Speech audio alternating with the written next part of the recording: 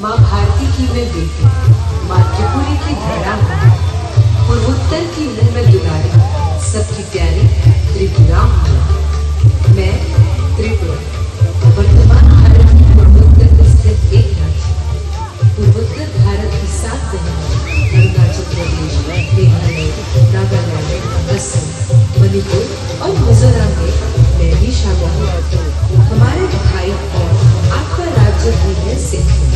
मैं उत्तर, दक्षिण और पश्चिम में बांग्लादेश की सीमा से घिरी हुई हूँ। मेरे पूर्वोत्तर में असम और मेरे पूर्व में मिजोरम स्थित है। प्रकृति ने मुझे खूब बुलाया। मैं प्रकृति की सबसे प्रिय संतानों में से एक हूँ। मेरी कोख में मैदान, घाटियाँ और पर्वत श्रृंखलाओं का संगम है। मेरे आंचल में 5 लंबस्थ पर्वत श्रृंखलाएं हैं जो उत्तर से दक्षिण की ओर जाती हैं। यह पूर्वी हिस्से से शहर लोकथराई, जम्पुई हिल्स, अत्मुरा और पश्चिम में बोरोमुरा की ओर से भी जाती है।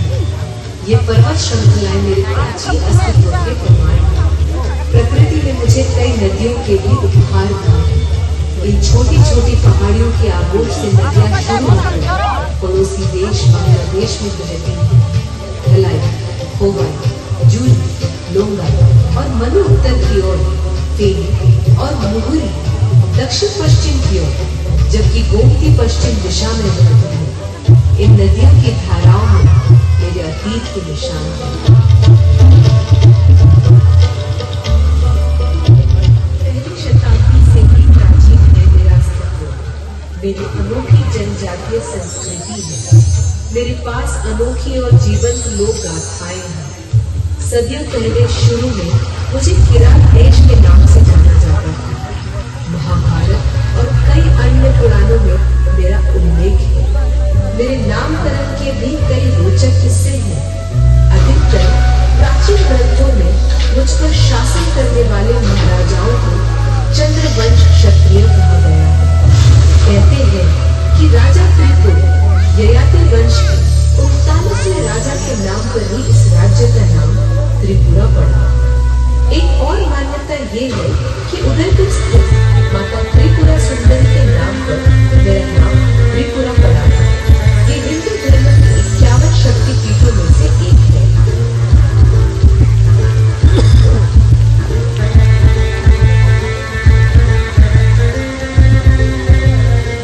युगों से मेरा अस्तित्व, सदियों से मुझमें प्राण है। वेदों के है मेरा वर्णन, पुराणों में मेरे प्रमाण है। मेरे बारे में प्रामाणिक जानकारी 1289 से मिलती है। पहली बार गौड़ सुल्तान की मदद से त्रिपुरा के एक राजा ने संगठित राज्य की स्थापना की।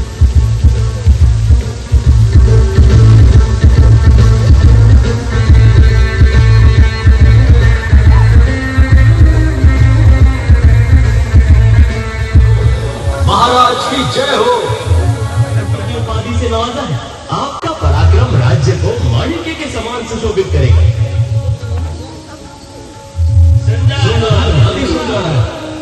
महाराज, आज से आपके वंशज और इस राज्य के जो भी शासक होंगे वो माणिक्य कहलाएंगे। महाराज की जय हो। महाराज की जय हो। महाराज की जय हो। महाराज की जय हो। 15वीं शताब्दी में त्रिपुरा सत्ता का केंद्र बन गई।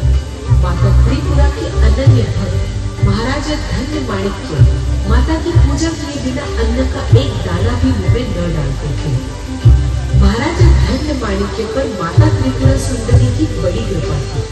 नवरात्रि के दिनों में जन्मे महाराजा धन्य माणिक्य का राज्य अभिषेक भी नवरात्रि में हुआ था।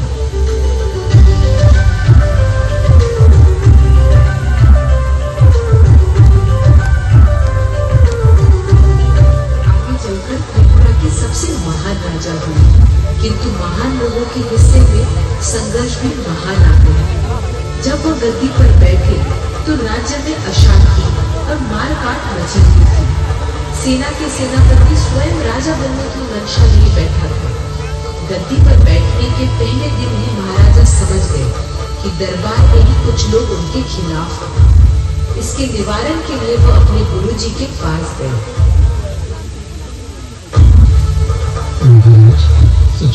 से शासन व्यवस्था चलाने के लिए आप विश्वस्त लोगों का चयन कीजिए। किंतु गुरुदेव, मुझे मेरे विश्वस्त लोग कैसे मिलेंगे? जिस जनता के आप राजा हैं, विश्वस्त लोग उसी जनता से मिलेंगे। और उन विश्वस्त लोगों का चयन कैसे किया जाएगा? प्रतियोगिता से।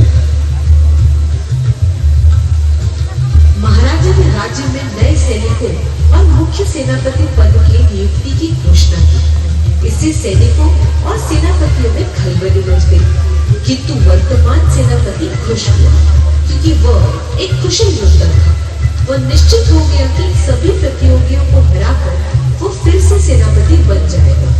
उसके समर्थन में कई सैनिक भी थे। बस कुछ दिनों की बात, पहले मैं फिर से मुख्य सेनापति बनूंगा और फिर सेनापति से महाराज। सेनापति तो आप हैं, बस महाराज बनना बाकी है। वैसे भी ये मुकुट आपके सर पर ज्यादा अच्छा लग रहा है। ये मुकुट तो हमारे सर पर भी अच्छा लगेगा। आज भी हम प्रतियोगिता जीत कर पुरस्कार देते समय महाराज का नाम तमाम स्वयं महाराज बने। हमारे लिए तो आप ही महाराज है। महाराज की जय। प्रतियोगिता का मैदान सज गया है। मैदान में लोगों की भारी भीड़ जमा है। महाराज और उनके गुरु एक ऊंचे आसन पर बैठे हैं। मैदान के बीचों बीच सेनापति अपनी तलवार लेकर खड़ा है और सेनापति की एक प्रतियोगी के साथ तलवारबाजी शुरू हो जाती है। सेनापति बड़ी फुर्ती से तुरंत ही सामने वाले प्रतिद्वंदी का सिर काट देता है। सब सन्न हो जाते हैं। सेनापति महाराज की तरफ देखकर तलवार फैलाता है। दूसरा प्रतियोगी, फिर तीसरा, फिर चौथा। इस तरह जो भी प्रतियोगी आता, सेनापति उसको मौत के घाट उतार देता। महाराज और गुरुजी के माथे पर चिंता की लकीर बढ़ जाती है। सेनापति के आगे कोई आने की हिम्मत भी नहीं दिखा रहा है। कोई शूरवीर जो मुझसे जीतकर राज्य का प्रधान सेनापति बनना चाहता है, वो तो मेरे एक ही बार में दम तोड़ दे। मैं तुमसे बात करने नहीं, प्रतियोगिता करने आया। तो आरंभ करें।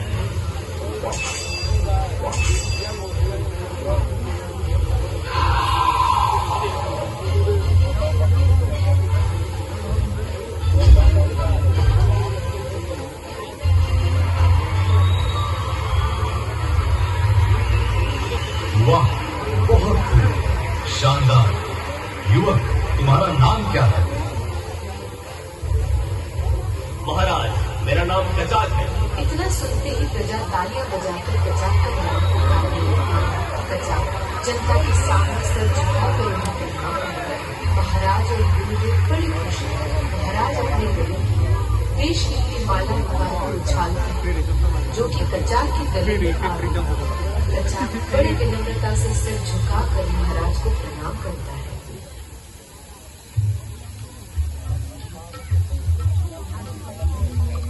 कचाक, आज से तुम हमारे प्रधान सेनापति हुए। हम तुम्हें राय की उपाधि देते हैं। आपके इस विश्वास के लिए मैं आभारी हूँ महाराज। मैं आपकी एवं त्रिपुरा राज्य की सुरक्षा की सौगंध खाता हूँ। अपने अंतिम सांस तक मैं राज्य की सेवा में लगा रहूंगा। हमें तुमसे यही उम्मीद है, राय कचाक। राय कचाक महाराजा की उम्मीदों पर पूरी तरह से खरा उतरता है। उसकी अगुवाई में सेना का मनोबल 7वें आसमान पर पहुंच जाता है।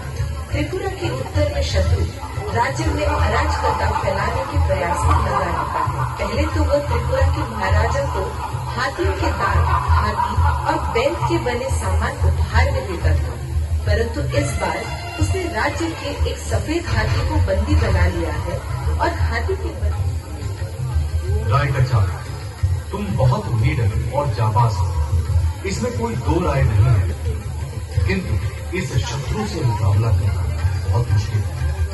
वो पहाड़ी की इतनी ऊंचाई पर रहते हैं जहां चढ़ने के चक्कर में हमारे सैनिक अपनी जान गंवा देते हैं। महाराज, मनुष्य के इरादे से बड़ा कोई भी पर्वत या पहाड़ी नहीं।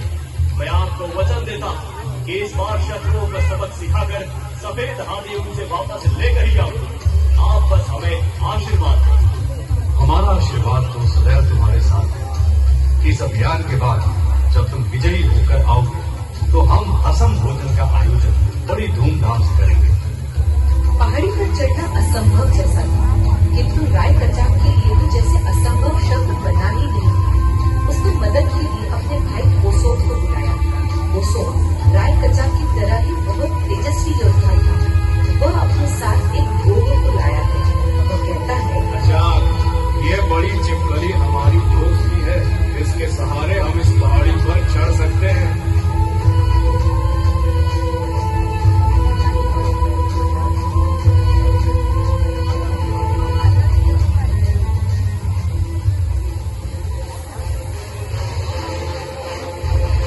ये सेनापति कचाक हम लोगों का कुछ नहीं बिगाड़ सकता है। सही बोले तुम। अभी तो एक ही रात बीता है, जल्द ही और भी रात है। इस पहाड़ी पर चढ़कर हम तक पहुंचने से पहले वो ऊपर पहुंच जाएंगे।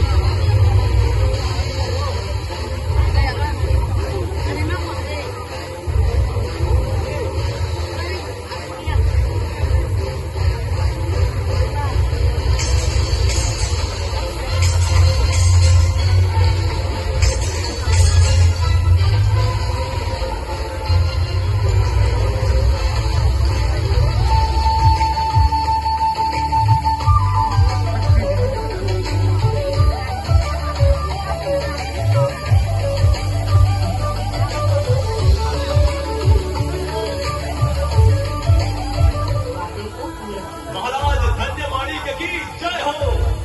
महाराज, मेरी और मेरे भाई कोसोम की ओर से ये सफेद हाथी का उपहार स्वीकार करें। हमें तुम्हारा ये उपहार पसंद आया।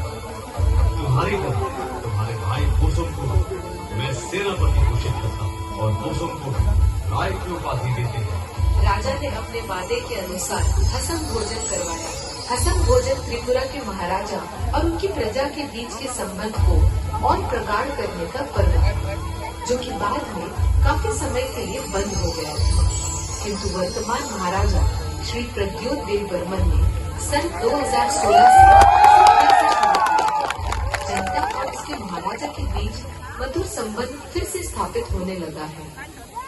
शिव के दूध बनती थी, उसी तरह राय कचाक और राय कोसोम महाराजा धन्य माणिक्य के दोनों हाथ बन गए। महाराजा धन्य माणिक्य अपने राज्य का विस्तार करना चाहते थे। उनका इशारा पाते ही राय कचाक अपना सैन्य दल लेकर चलने के लिए तैयार हो गए।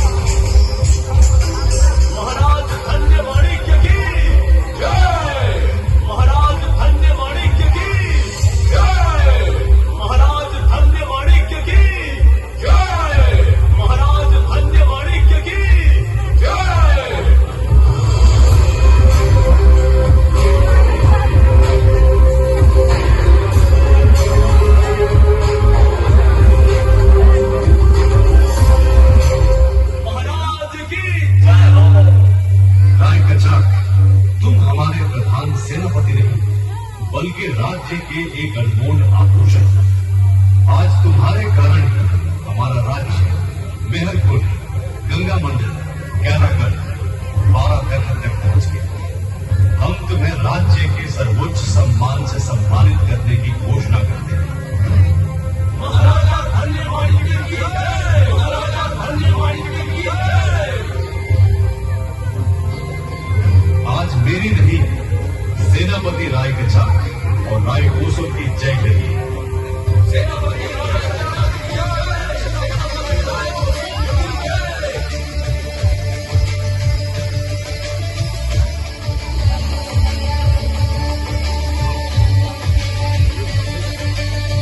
शक्तिशाली और दुलारे देवी महाराजा विजय माणिक्य ने त्रिपुरा की शान में चार चांद लगाए। महाराजा विजय माणिक्य यूं तो मुगल सल्तनत के सबसे शक्तिशाली बादशाह अकबर का समकालीन था, लेकिन मुगलिया सल्तनत की तपती तेज तलवार और विशाल सेना में महाराजा विजय माणिक्य से सीधा मोर्चा लेने की कभी हिम्मत न कर सके।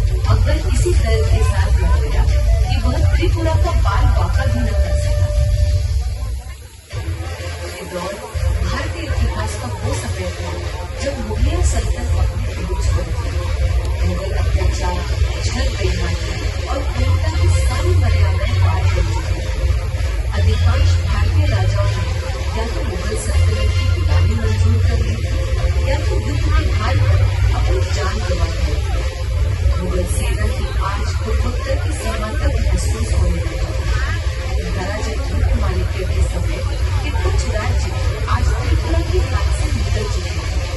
वर्तमान बांग्लादेश के चेक गांव में मुगल सहयोग से अफगानी शासकों की सत्ता पर काबिज था। महाराजा विजय माल्या की सभी घटनाओं पर बारीक नजर रखते हुए उन्होंने अपने प्रमुख सेनापतियों से सैन्य क्षमताओं को विकसित और मजबूत करने का आदेश दिया।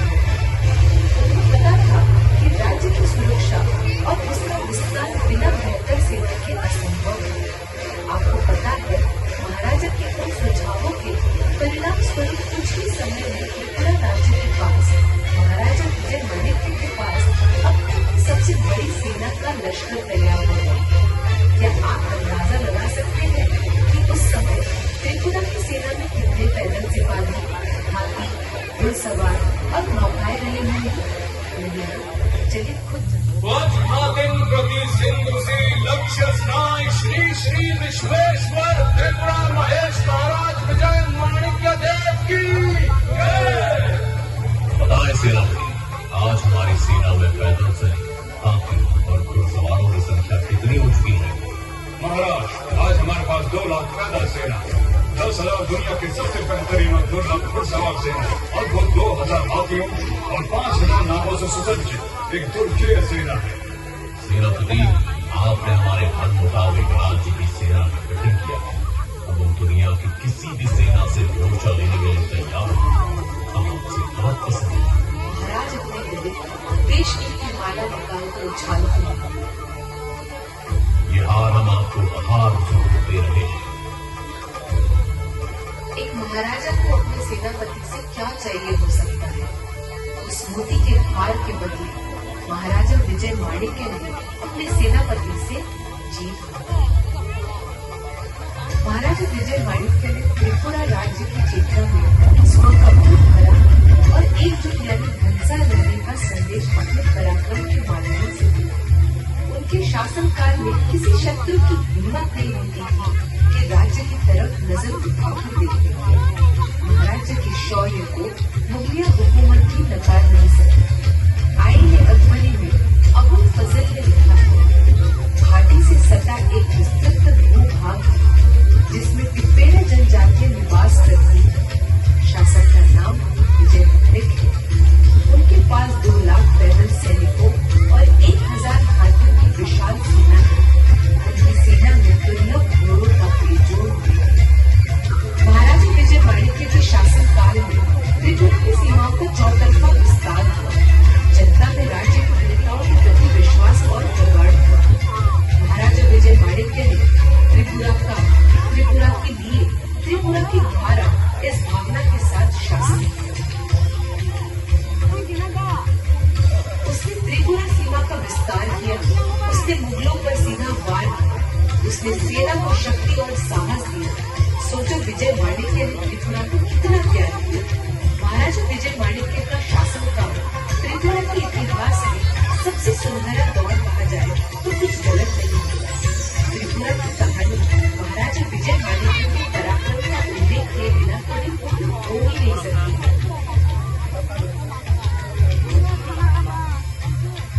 लेकिन आपको पता है कि आधुनिक त्रिपुरा को दुनिया के बराबर खड़ा करने में मुख्य योगदान किस राजा का है? महाराजा विजय माणिक्य ने त्रिपुरा राज्य को जो आधार दिया वो लंबे समय तक राज्य के लिए नजीर बना। महाराजा विजय माणिक्य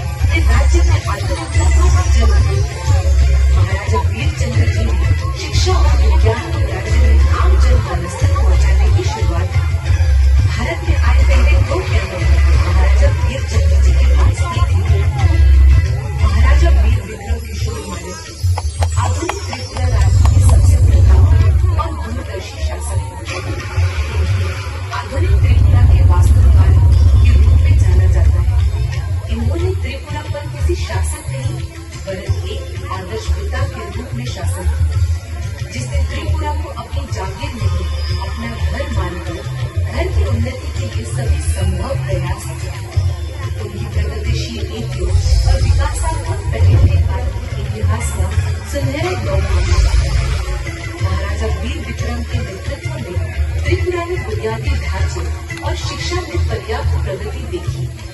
महाराजा ने दुनिया भर की सैर की और दुनिया की तत्कालीन प्रमुख हस्तियों से भेंट की। एफडी रूजवेल्ट, हिटलर, मुसोलिनी से उनकी निजी मुलाकातें होती थी। ऑस्ट्रिया, इटली, हंगरी और ब्रिटिश राजघराने से उनके निजी ताल्लुकात भी रहे हैं। उन्होंने द्वितीय विश्व युद्ध की समाप्ति पर radio channel voice of America से भाषण भी दिया।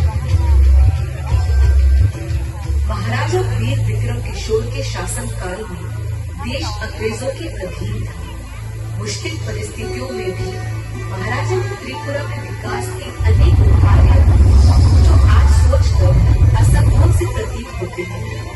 कहा जाता है कि जिसने जितनी दुनिया देखी है उसकी दुनिया उतनी ही बड़ी है। महाराजा वीर विक्रम किशोर ने दुनिया भर की सैर की। उनकी दुनिया बहुत बड़ी थी। दुनिया भर की तकनीक और व्यवस्था को वह अपने राज्य में अपनी प्रजा के सुख सुविधा और विकास के लिए लाना चाहते थे। त्रिपुरा हवाई अड्डे का निर्माण उन्होंने युद्ध के दौरान आपातकाल में कराया। उस समय भोजन की कमी थी। एयरपोर्ट के बनने से जिसकी पूर्ति आसानी से होने लगी थी। बाद में ये एयरपोर्ट सैन्य हवाई अड्डे के रूप में भी काम आया और आज तक त्रिपुरा को दुनिया से जोड़ने का प्रमुख साधन बना हुआ है।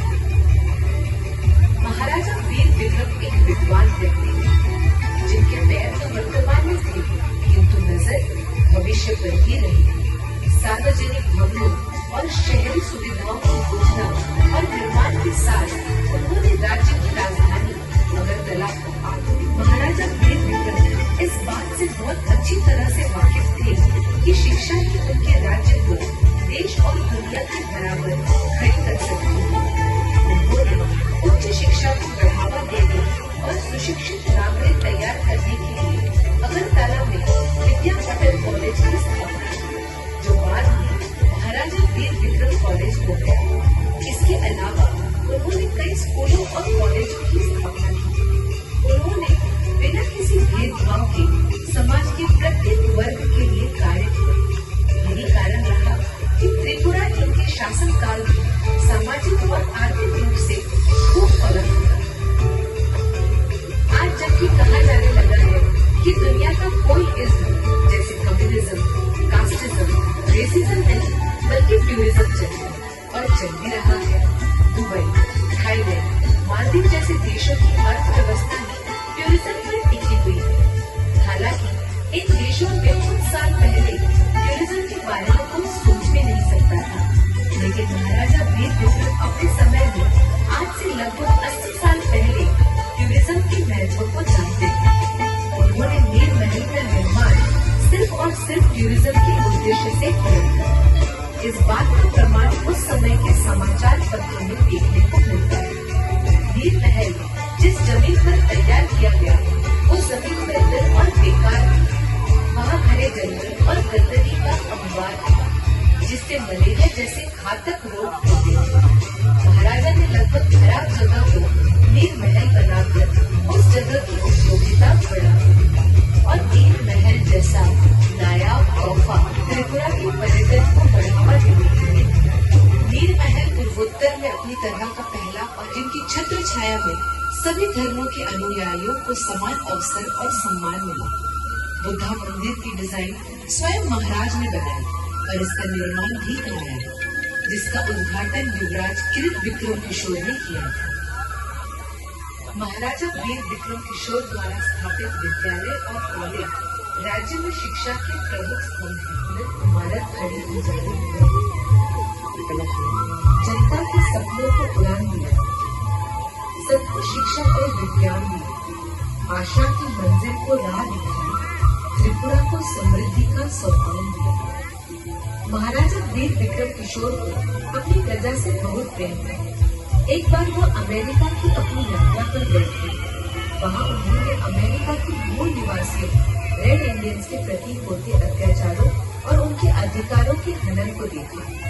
ऐसी स्थिति त्रिपुरा में कभी न हुई। त्रिपुरा की जनजाति भी इस तरह की यातनाओं के शिकार न हो, इसलिए उन्होंने त्रिपुरा में जनजातियों की धरती की सुरक्षा निश्चित कर ली। उनकी उसी सूझबूझ का परिणाम है कि जनजाति की धरती की सुरक्षा हो सकी।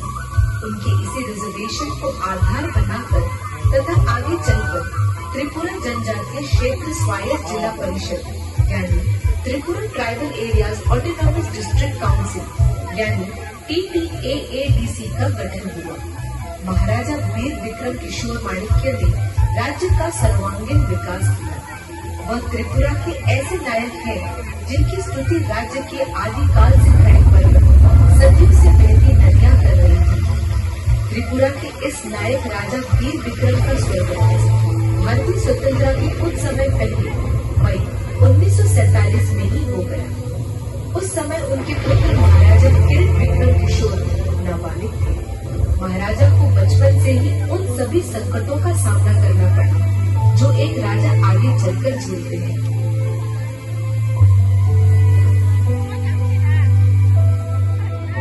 उथल-पुथल मची थी। त्रिपुरा भी इससे अछूता नहीं था।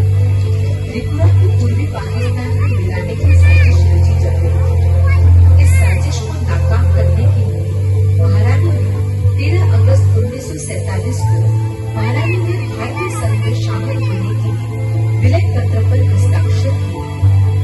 त्रिपुरा राज्य में भारी अस्थिरता उत्पन्न होने लगी थी। उन्होंने राज्य को बचाने के लिए रीजेंसी काउंसिल को भंग कर दिया। वो नहीं चाहती थी कि त्रिपुरा का हाल भी कश्मीर की तरह ही हो जाए, इसलिए उन्होंने गृह मंत्री सरदार वल्लभ भाई पटेल से बात की। सरदार पटेल ने उन्हें चिट्ठी लिखी। I am most grateful to Her Highness for having come to this agreement. Hers was not an easy task in the peculiar circumstance in which she found herself. I am sure that Providence will reward her for the courage and boldness with which she has taken this decision. To the people of Tripura, I can only say this: go far and remote from the capital city of the country. It will always gain our attention. We shall do our best to ensure that its link and connection with the mainland are strengthened and it comes nearer to us. They will not stand alone to battle with the manifold problems that confront them. They will have the resources and the assistance of the center on which they can count. With their cooperation and help, we hope that we shall deal with their problems efficiently and effectively. May God bless our joint effort with success.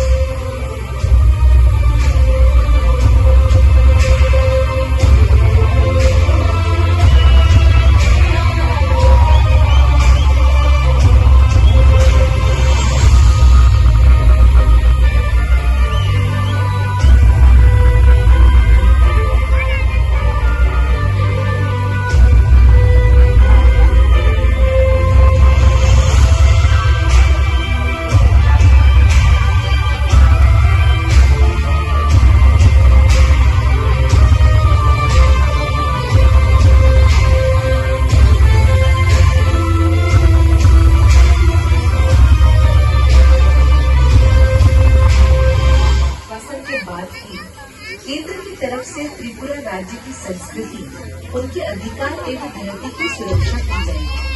साथ ही राज्य की सुरक्षा और उन्नति के लिए हर संभव मदद की जाएगी। इस आश्वासन के बाद ही 2 सितंबर 1949 को महारानी ने भारत के डोमिनिक के साथ विलय समझौते पर हस्ताक्षर किया।